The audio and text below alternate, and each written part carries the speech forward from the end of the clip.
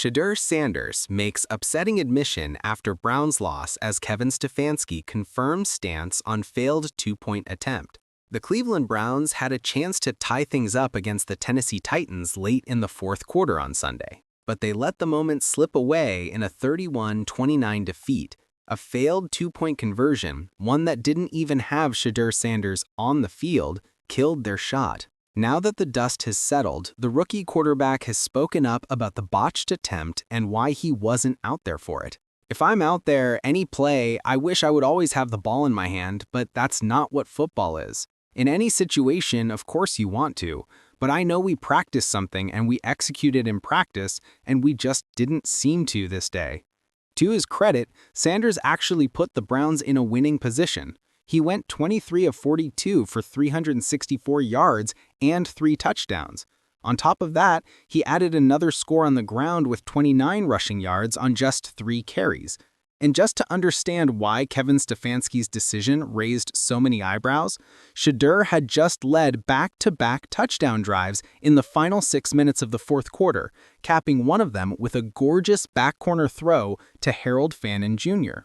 All Cleveland needed after that was a two-point conversion. Instead of riding the hot hand, Stefanski dialed up a wildcat look the Browns have sprinkled in this season. Rookie RB Quinshon Judkins took the direct snap, rolled right, and then tried to throw back across his body. The pass fell incomplete with 63 seconds left.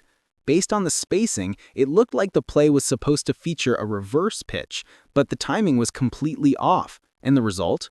The Browns came up empty on the conversion. They couldn't push the game to overtime and ultimately conceded their second straight loss, a loss Shedeur wasn't exactly expected to take.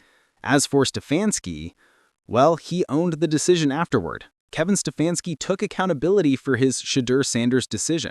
As fans tried to wrap their heads around Stefanski's late-game decision, the head coach didn't deflect or offer a long explanation.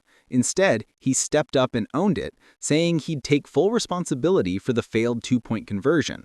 "Not going to get into all the specifics, but obviously did not go as we thought it would. That's on me. I'm responsible for all of it." But that didn't make it any easier for fans to swallow, as the head coach's decision eventually resulted in a loss. After all, the timing couldn't have been worse for Shedeur Sanders. The fifth-round rookie finally earned the starting job just a couple of weeks ago, right when it seemed like he was settling in and showing real flashes as Cleveland's QB1, another curveball hit. Reports surfaced that the Browns might keep the Deshaun Watson era rolling into 2026. Watson, who just returned to practice last week after his second torn Achilles tendon in the offseason, is reportedly being considered as a potential starter next year, per NFL Network.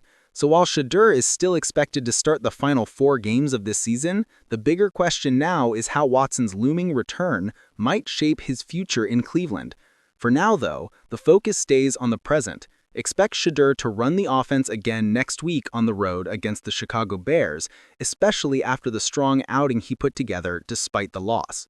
Watson, who just returned to practice last week after his second torn Achilles tendon in the offseason, is reportedly being considered as a potential starter next year, per NFL Network.